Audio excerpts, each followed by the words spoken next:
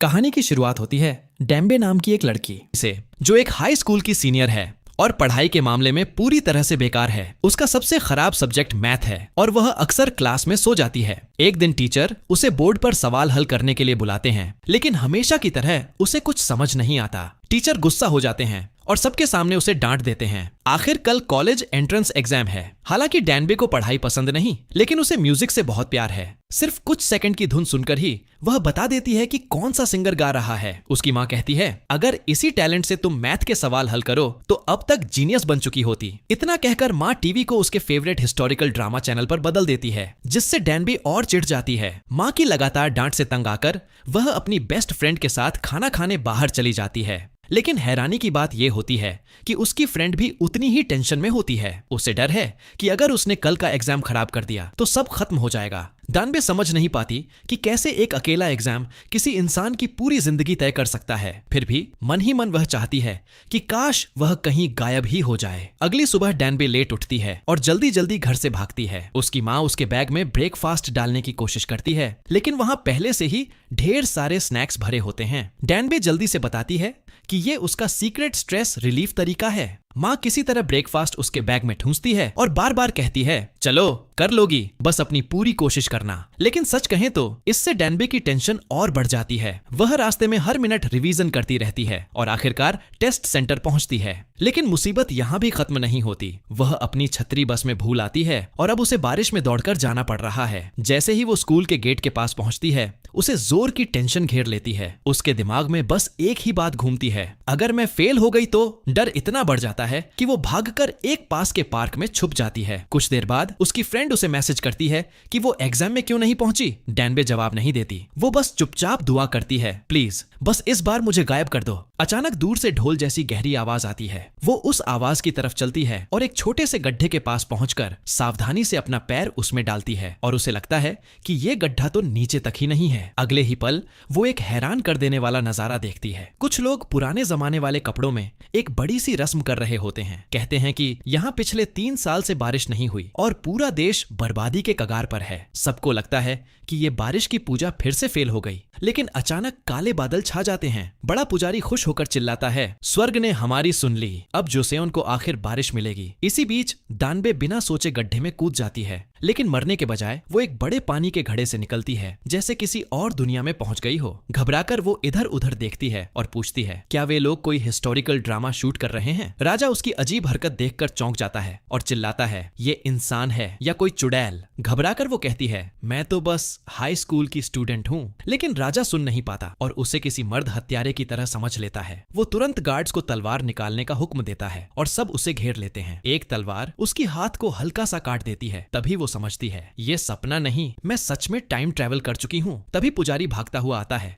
और चिल्लाता है, रुको, ये तो वो फरिश्ता है जिसे आसमान ने सूखा खत्म करने भेजा है। ये सुनकर डेम्बे को कल रात देखी हुई सीरीज याद आ जाती है। वो तुरंत हाथ ऊपर उठाकर चिल्लाती है, बारिश हो जाए। सब लोग घुटनों पर बैठकर उसकी बात दोहराने लगते हैं। लेकिन जब वो ऊपर देखते हैं, डेम्बे वहां से चुपचाप भागकर ड्रेसिंग रूम में छुप जाती है। वो जल्दी जल्दी खुद को मंत्री जैसा तैयार कर लेती है, लेकिन गलती से सुबह की राजसभा में पहुंच जाती है। राजा ऐलान करता है कि अब वो अंधविश्वास छोड़कर साइंस और मैथ से देश को बचाएगा। एक मंत्री तुरंत खड़ा हो जाता है। वो कहता है कि ये सब भगवान का अपमान है और इससे देश बर्बाद हो जाएगा। उसका कहना है कि सूखा सिर्फ तब खत्म होगा जब राजा और रानी अपना रिश्ता पूरा करेंगे। असल में वो मंत्री रानी का बाप है और अंदर ही अंदर सत्ता हथियाना चाहता है। सबका ध्यान हटते ही डेम्बे चुपचाप बाहर निकलकर अपना फोन ढूंढने जाती है, लेकिन फिर पकड़ी जाती है। राजा के आने का इंतजार करते हुए वो सोचती है कि शायद अगर बारिश हो जाए तो वो वापस अपनी दुनिया लौट पाएगी। लेकिन राजा कहता है कि यहाँ 3 साल से बारिश नहीं हुई। ये सुनकर वो दंग रह जाती है। कुछ ही देर में तलवार उसकी गर्दन पर रख दी जाती है। राजा उसके अजीब कपड़े देखकर कहता है कि वो जरूर किसी दुश्मन देश की जासूस है और वो उसकी मौत का हुक्म दे देता है। घबराकर डेम्बे चिल्लाती है, मैं बस फ्यूचर से आई एक स्टूडेंट हूँ, गलती से यहाँ आ गई हूँ। वो पिछली बातें बताकर अपनी बात साबित करने की कोशिश करती है, लेकिन कोई नहीं मानता। आखिर में वो हादसे में बोल देती है, मैं एक मैथ्स एक्सपर्ट हूँ। राजा को दिलचस्पी होती है और वो उसे पाइथागोरस के सवाल से टेस्ट करता है और उसे हल करने के लिए 2 दिन देता है। शुरू में डेम्बे पुरानी लिखावट नहीं पढ़ पाती और बुरी तरह उलझ जाती है, लेकिन जैसे ही उसे समझ आता है कि ये तो पाइथागोरस का थ्योरम है, वो 5 सेकंड में हल कर देती है। राजा दंग रह जाता है क्योंकि उसके 6 टॉप जीनियस ये नहीं कर पाए थे। वो वादा करता है कि अगर डैनबे उसे मैथ सिखाएगी तो वो उसे जाने देगा और साथ में उसे सोने की एक ईंट भी देगा। डैनबे दंग रह जाती है। 2 घंटे पहले तक वो क्लास में सबसे कमजोर थी और अब जोसेन में सबसे तेज दिमाग वाली बन गई। सच में ज्ञान किस्मत बदल देता है। उस दिन से डैनबे राजा के निजी नौकर की तरह भेस बदलकर उसे मैथ सिखाने लगती है। उसे हैरानी होती है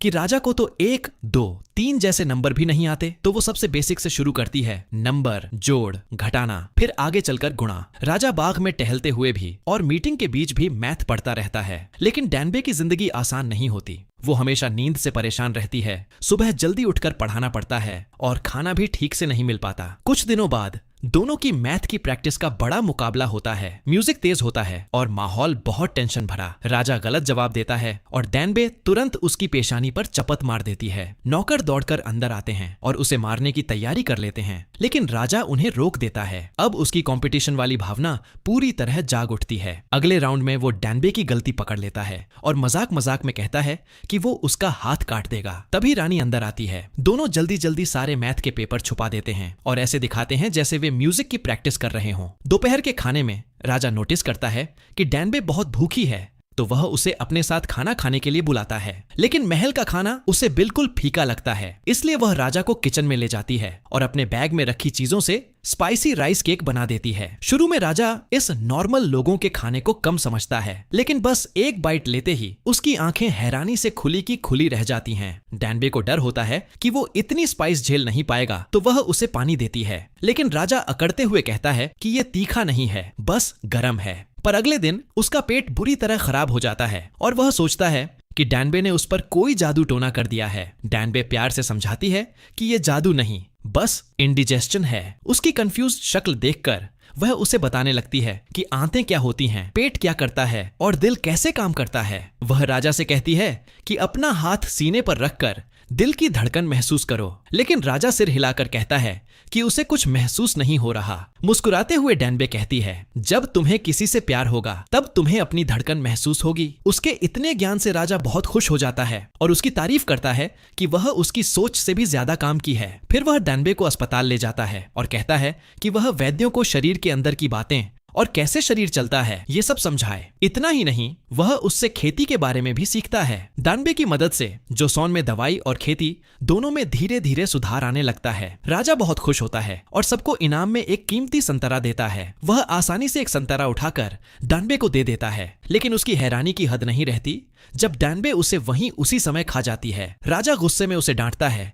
कि उसने उसके तोहफे की कद्र नहीं की। इतना कीमती फल कम से कम 3 दिन तो रखना चाहिए। डैनबे हंसते हुए कहती है, ये बस एक संतरा है, इतना सीरियस क्यों हो रहे हो। सजा में राजा उसे मैदान में ले जाता है और उसे लगातार गेंद उठाने को कहता है। डैनबे बड़बड़ाती है, रात में सोकर ये क्या है। राजा गुस्से में कहता है, वो कीमती संतरा, तुमने मुझे एक बाइट भी नहीं लेने दिया। डैनबे उसे चिढ़ाते हुए कहती है कि वह कितना कंजूस है, फिर जीभ निकालकर उसे चिढ़ाती है और दोनों ऐसे हंसी मजाक करते हैं। पहली बार राजा को सच में हल्का और खुश महसूस होता है। उस रात राजा उसे घर छोड़ने का ऑफर देता है, फिर खुद अपने कमरे में जाकर अच्छे से तैयार होता है। इधर डैनबे संतरे पर अपनी खुश चेहरे की ड्राइंग बना देती है। उसी समय राजा का दिल जोर जोर से धड़कने लगता है। उसे डैनबे की बात याद आती है और उसकी गलतफहमी हो जाती है कि शायद उसे डैनबे से प्यार हो गया है। इसलिए उससे मिलने की जगह वह एक सिंगर को भेज देता है कि वह डैनबे को घर छोड़ाए। अगले दिन रानी राजा का प्यार जीतने के लिए अपनी नौकरानी को कहती है कि खाने में चुपके से प्यार का जादुई पाउडर मिला दे। लेकिन राजा को पिछली रात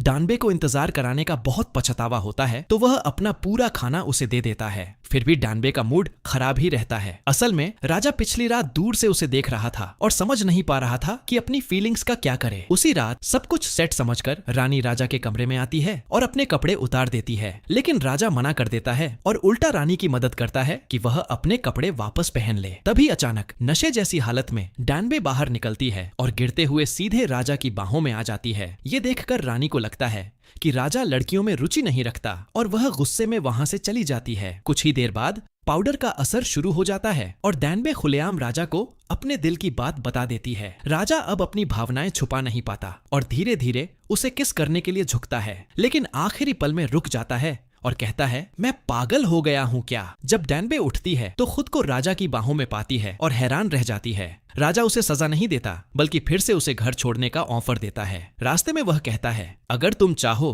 तो मैं तुम्हें ऊंचा पद दूंगा और एक शाही घोड़ा भी। लेकिन डैनबे मना कर देती है और कहती है, जैसे ही बारिश होगी मैं अपनी दुनिया में वापस चली जाऊंगी। राजा कहता है, तुम्हारी वजह से आज मैं आराम से सांस ले पा रहा हूं। अब से मुझे राजा मत समझना, हम दोनों बराबर हैं दोस्त। खुश होकर डैनबे वह खुश चेहरे वाला संतरा राजा को गिफ्ट कर देती है। लेकिन अगले ही दिन मुसीबत आ जाती है। मंत्री डैनबे पर रानी का अपमान करने का आरोप लगा देते हैं और उसे कड़ी सजा देने की तैयारी करते हैं। राजा बीच में आकर उसे बचा लेता है और बताता है कि यह नौजवान बहुत कीमती ज्ञान रखती है। बात बिगड़ती देख मंत्री एक बात कहते हैं, अगर डैनबे 2 हफ्ते में ऐसी मशीन बना दे जो सूरज के बिना भी समय बता दे तो उसे माफ कर दिया जाएगा। मीटिंग के बाद राजा का सबसे भरोसेमंद मंत्री भी उससे कहता है कि डैनबे को छोड़ दो, ये काम नामुमकिन है। ये बातें डैनबे सुन लेती है और दिल टूट जाता है। जिंदा रहने के लिए वह राजा के दरबारी संगीतकार से पानी की घड़ी बनाने में मदद मांगती है और दिन रात पढ़ाई और कैलकुलेशन में लगी रहती है। इधर राजा उसे बेहद मिस करता है। उसके दिए हुए स्माइली वाले संतरे को देखता रहता है और खुद को रोक नहीं पाता और उसे मिलने चला जाता है। एक फ्लैशबैक दिखाता है कि राजा ने मंत्री से कहा था, मुझे भरोसा है कि डैनबे ये कर सकती है। कुछ देर बाद डैनबे उठती है और अपनी किताब पर एक स्माइली बनी देखती है। उसे पता चल जाता है कि यह राजा उसे हौसला देने आया था।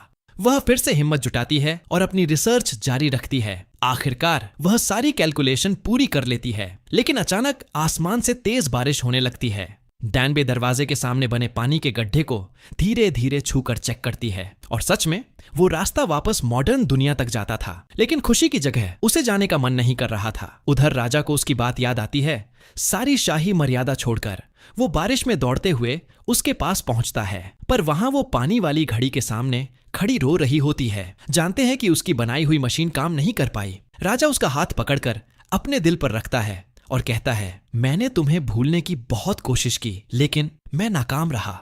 फिर वो उसे अपनी बाहों में खींच लेता है, शुक्रगुजार कि वो अभी तक गई नहीं थी।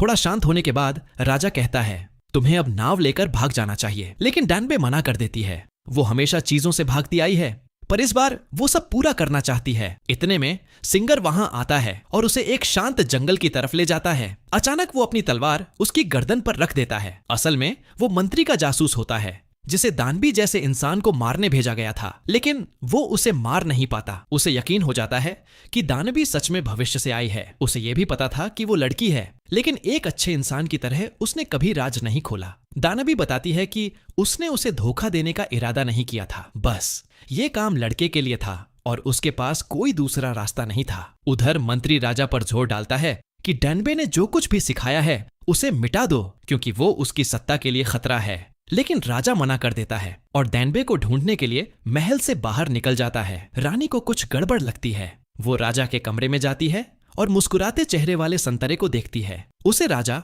और दानवी के बीच के पल याद आते हैं और अचानक उसे एहसास होता है कि डैनबे एक लड़की है। जंगल में हत्यारे डैनबे को मारने पहुंच जाते हैं। सिंगर उसे पहले भागने कहता है और वो उसे एक छोटा सा यूटिलिटी नाइफ पकड़ा देती है। उसी छोटे हथियार की वजह से वो बाल बाल बच जाता है। उधर डैनबे घोड़े को संभालने में लगी होती है। घोड़ा घबरा जाता है, लेकिन उसे याद आता है गंगनम स्टाइल का घोड़े वाला डांस। उसी ताल से वो घोड़े को काबू कर लेती है। रास्ते में एक मोड़ पर उसे नहीं पता होता कि किधर जाना है। फिर उसे राजा की बात याद आती है, जोसेन में सूरज ही समय बताता है। वो अपना फोन खोलती है, कंपास और सूरज की दिशा देखकर आखिरकार समुद्र की तरफ बढ़ जाती है। उधर रानी को पता चलता है कि सिंगर दानबे के साथ भाग गया है। वो उसे ढूंढने पैदल निकल पड़ती है। तेज चलने के लिए वो अपना भारी सिर का गहना फेंक देती है। लंबे सफर में उसके पैरों से खून तक निकलने लगता है। सिर्फ तभी रानी चैन की सांस लेती है जब वो सिंगर को सही सलामत देख लेती है। असल में वो दोनों बचपन के दोस्त थे और रानी ने राजा से शादी सिर्फ इसलिए की क्योंकि उसके पिता ने मजबूर किया था। अब वो पहली बार अपने असली दिल का सामना करती है। समुद्र किनारे डैनबे खूबसूरत सूरज ढलता देख रही होती है। तभी राजा घोड़े पर आता है। वो उसे जोर से चूमता है और अपनी बाहों में कसकर पकड़ लेता है। उसी रात दानवी बताती है कि वो कैसे फ्यूचर से आई। सबूत के लिए वो फोन में तारों का नक्शा दिखाती है, पर बैटरी जल्दी खत्म हो जाती है। दोनों आसमान की तरफ देखते हैं। डैनबे उदास होकर कहती है, फ्यूचर में आसमान में इतने तारे दिखते ही नहीं हैं। राजा उसे दिलासा देता है, अगर तुम रुककर ध्यान से देखो तो सब तारे दिखेंगे। वो हमेशा से यहीं थे, कभी गए ही नहीं। कुछ देर बाद राजा उसके हाथ पर प्यार लिख देता है और डैनबे उसे चॉकलेट देती है जिस पर लव लिखा होता है। राजा कहता है कि वो एक नया आसान भाषा सिस्टम बनाना चाहता है जो आम लोग भी सीख सकें, सिर्फ अमीर नहीं। अचानक डैनबे को कुछ याद आता है। वो अपनी जेब से नोट निकालती है और देखती है कि उस पर उसी राजा का चेहरा छपा है। खुश होकर वो बोल पड़ती है, आप जरूर इसे कर दिखाएंगे। फिर हिचकिचाती है और सोचती है, क्या इसे ऑटोग्राफ के लिए कहना चाहिए। राजा चॉकलेट का एक कौर खाता है और उसकी स्वाद की तारीफ करता है। डैनबे उसे और स्नैक्स देना चाहती है, लेकिन उसे याद आता है कि वो सब उसकी माँ ने पैक किए थे। उसकी आंखें भर आती हैं। राजा तुरंत पूछता है कि क्या हुआ। वो धीरे से बताती है कि ये उसके बचपन के मनपसंद स्नैक्स थे। अगले दिन दानवी नदी में मुंह धोते हुए देखती है कि पानी में काई जमा है और पानी की रफ्तार रोक रही है। उसे तुरंत समझ आता है कि इसी वजह से उसकी पानी वाली घड़ी खराब हुई थी। वो वापस महल भागती है, डिजाइन सुधारती है और आखिरकार घड़ी सही से काम करने लगती है। राजा तुरंत मीटिंग बुलाता है और ऐलान करता है कि डैनबे को माफ किया जाएगा और उसे एक ऊंचा पद दिया जाएगा। लेकिन मंत्री गुस्से में आग बबूला हो जाते हैं, कहते हैं कि उसे देश से निकाल दो या मार दो। राजा अपनी बात से नहीं हटता और चुपके से डैनबे से मैथ और भूगोल सीखना जारी रखता है। उसी दिन डैनबे रॉयल किचन में जाती है और रानी को कोने में छुपकर खाते देखती है। असल में उसके पिता उसे ज्यादा खाने नहीं देते क्योंकि उन्हें डर है कि मोटी होने पर उसकी कीमत कम हो जाएगी। दानवी को दया आती है और वो उसके लिए इंस्टेंट नूडल्स बनाती है। रानी पहला निवाला लेती है और तुरंत उसके तीखे मजेदार स्वाद की दीवानी हो जाती है। धीरे धीरे वो दानवी से खुलने लगती है और अपना डिजाइन स्केच भी दिखाती है। वह मानती है कि वह इसे तारे जैसी रोशनी वाले रंगों से भरना चाहती है, पर उसे समझ नहीं आ रहा कि कैसे करे। तभी डैनबे के दिमाग में एक जबरदस्त आइडिया आता है। वह ड्राइंग में थोड़ा बदलाव करती है और उसे रात के आसमान की तरफ उठाकर दिखाती है। अगले ही पल एक चमचमाती तारों वाली ड्रेस बनकर उभर आती है। रानी उस यूनिक डिजाइन से खुश हो जाती है। वह तो रानी डागर से कहती है कि डैनबे को इनाम दिया जाए। इधर डैनबे पिछले समय में अपना पहला नहाना करती है और फिर खूबसूरत कपड़े पहन लेती है। वह पूरी तरह कंफ्यूज है, उसे कुछ समझ नहीं आ रहा कि क्या हो रहा है। तभी एक दासी उसे बताती है कि आज रात उसे राजा के साथ रहना होगा। पता चलता है कि रानी डगर ने उसे आधिकारिक रूप से उपपत्नी बना दिया है। घबराकर डैनबे वहां से भाग जाती है और एक साइड वाले हॉल में छिप जाती है, लेकिन राजा उसे जल्द ही ढूंढ लेता है। वह उसका हाथ पकड़कर उसे अपने कमरे में ले आता है। डैनबे खुद को छुड़ाने की कोशिश करती है और रोते हुए कहती है, आपने कहा था हम सिर्फ दोस्त हैं और मैं सिर्फ 19 साल की हूँ। राजा मजाक में कहता है, अगर तुम 19 की हो तो तुम्हारे 3 बच्चे तो हो जाने चाहिए थे। फिर वह उसे अपनी बाहों में खींचकर धीरे से कहता है, मुझे शुरू से पता था कि तुम लड़की हो। असल में जिस दिन वह उसे घर लाया था तभी उसने एक लड़के को उसे नूना कहते हुए सुन लिया था। उसने पहले इसलिए नहीं बताया क्योंकि वह उसके करीब आना चाहता था। डैनबे अब भी दूर रहती है तो राजा उसे धीरे से समझाता है, डरो मत, मैं तुम्हें कुछ नहीं करूंगा। मेरी माँ जिद्दी है, इसीलिए यहाँ छिपना तुम्हारे लिए सबसे सुरक्षित है। जाते जाते राजा उसकी तारीफ किए बिना नहीं रह पाता। आज तुम सच में बहुत सुंदर लग रही हो। उस रात दोनों सो नहीं पाते। अंधेरे में राजा धीरे से कहता है, अगली बार जब बारिश हो तो मत जाना। वह मानता है कि पहले वह डैनबे की मदद से अपना राज चलाना चाहता था और अपने सपने पूरे करना चाहता था, लेकिन अब उसे इनमें से कुछ नहीं चाहिए। उसे बस इतना चाहिए कि डैनबे उसके पास रहे। डैनबे अंदर से टूट रही है, उसे समझ नहीं आता कि उसे क्या करना चाहिए। अगले दिन सिंगर उससे पूछता है, क्या तुम सच में वापस जाना चाहती हो? वह मानती है कि उसे डर है कहीं वह खुद को गलत दिशा में न ले जाए, लेकिन उसे अपनी माँ और अपनी दोस्त की बहुत याद भी आती है। उसे खुद भी पता नहीं चलता कि उसका दिल क्या चाहता है। वह कोने में बैठी रहती है, पूरी तरह खोई हुई। थोड़ी देर बाद रानी आती है और बताती है कि कोई उससे मिलने आया है। वह और कोई नहीं, खुद क्वीन डागर होती है। डैनबे उसे देखते ही रोने लगती है क्योंकि क्वीन डागर बिल्कुल उसकी असली माँ जैसी दिखती है। क्वीन डागर उसका हाथ पकड़कर उसे प्यार से संभालती है। उस रात डैनबे राजा की नई मशीन देखने जाती है जिसे बनाने में उसकी भी मदद थी। यह तारीख और महीनों को बिल्कुल सही रिकॉर्ड कर सकती है। फिर राजा उसे अपने स्टडी रूम में ले जाता है और एक नई खोज दिखाता है, 28 वर्ड वाला नया लिखने का तरीका जिससे पढ़ना लिखना आसान हो जाए। वह कहता है कि चाहे कोई भी हो, चाहे किसी भी जगह से हो, हर कोई इसे सीख सकता है। डैनबे हैरान है। वह फ्यूचर बनते हुए अपनी आंखों से देख रही है। राजा एक हेयर पिन निकालकर उसके बालों में लगा देता है जो उनकी शादी का प्रतीक होता है। वह उससे कहता है कि वह हमेशा उसके पास रहे और कभी न जाए। डैनबे की आंखों में आंसू भर आते हैं। वह कहती है, मैं वापस जाना चाहती हूँ, मेरी माँ मेरा इंतजार कर रही है। राजा धीरे से कहता है, तो उनसे मिलकर वापस आ जाना, या हम तीनों यहाँ साथ भी रह सकते हैं। डैनबे सिर हिला देती है। वह हेयर पिन निकालकर राजा को वापस दे देती है। राजा गुस्सा और दुख में कहता है, जो तुम्हारा दिल चाहता है वही करो। वह चला जाता है और डैनबे वहीं अकेली खड़ी रह जाती है। अचानक एक हत्यारा उस पर हमला करता है, उसके सिर पर वार करता है और पेट में छुरा घोंप देता है और ऊपर से पूरा स्टडी रूम आग की लपटों में घिर जाता है। बेहोश अपने हाथ में हेयर पिन कसकर पकड़े रहती है। जब रानी को अपने पिता की साजिश का पता चलता है तो वह सबके खिलाफ जाकर राजा को वार्निंग देने दौड़ पड़ती है। राजा अपनी जान की परवाह किए बिना आग में कूद जाता है। तभी उसे समझ आता है कि डानबे को अपने पास रखना उसकी जान को खतरे में डाल देगा। अगले दिन राजा सिंगर पर गुस्सा करता है कि कल रात बम गायब था। वह मंत्री का हाथ पकड़कर चिल्लाता है, किसी ने तुम्हें यह नहीं बताया कि बम से निपटने के बाद साफ सफाई कैसे की जाती है। फिर वह डैनबे की तरफ देखता है, यही आवाज थी ना। वह सिर हिलाती है। पता चलता है कि उसके बैग में रखी किताब ने उसकी जान बचा ली और उसने हत्यारे की आवाज साफ सुनी थी। राजा यकीन नहीं कर पाता कि उसका सबसे भरोसेमंद मंत्री ऐसा कर सकता है। मंत्री घुटनों पर गिरकर कहता है कि अगर नई भाषा फैल गई तो युवा अपनी बात खुलकर कहेंगे, फिर अनुशासन खत्म हो जाएगा और दुनिया उलट जाएगी। लेकिन राजा उनकी बात नहीं मानता। वह कहता है कि वह यह लिखने पढ़ने वाली योजना जनता को जरूर देगा और वह अपनी गलती समझते ही सारे मंत्री घुटनों पर गिर जाते हैं और राजा से अपनी जान लेने की भीख मांगने लगते हैं। इसके बाद डैनबे इतिहास की किताब राजा को देती है और कहती है कि उनका सपना जरूर पूरा होगा। राजा हैरान रह जाता है। सब कुछ तो जल जाना चाहिए था, लेकिन एक कॉपी बची हुई थी। तभी उसे सच में भरोसा हो जाता है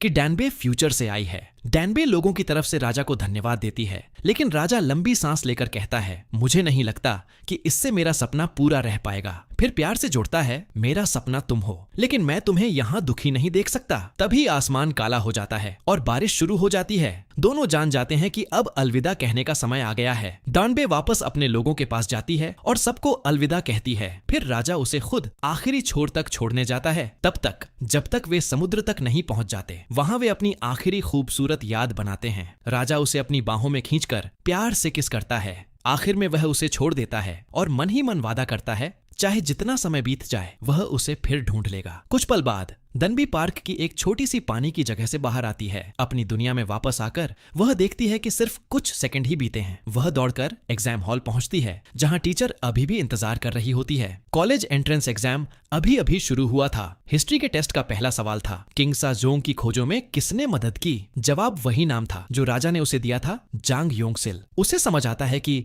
जो कुछ उसने देखा था वह सपना नहीं था, वह सच में हिस्ट्री का हिस्सा था। घर पहुंचकर डैनबे अपनी मां को कसकर गले लगा लेती है। इस सफर ने उसे सिखा दिया कि अपने आसपास के लोगों और अपनी जिंदगी की कद्र कैसे करनी चाहिए। फिर भी हर बार जब वह किसी पानी की छोटी सी जगह को देखती है, उसे वही राजा याद आ जाता है। एक दिन जब वह बस से उतरती है, अचानक तेज बारिश शुरू हो जाती है। तभी उसके सिर पर एक छतरी आ जाती है। छतरी पकड़ने वाला आदमी बिल्कुल उसी राजा जैसा दिखता है। वह मुस्कुराते हुए कहता है, हम पहले भी मिले हैं, बहुत पहले। और पता चलता है कि एग्जाम वाले दिन ही वह डैनबे को पहली नजर में पसंद करने लगा था और उसी ने वह छतरी उठाई थी जो डैनबे गलती से छोड़ गई थी। यही से उनकी कहानी फिर से शुरू होती है, इस बार अलग दुनिया में। इसी एंडिंग के साथ ये मूवी खत्म हो जाती है।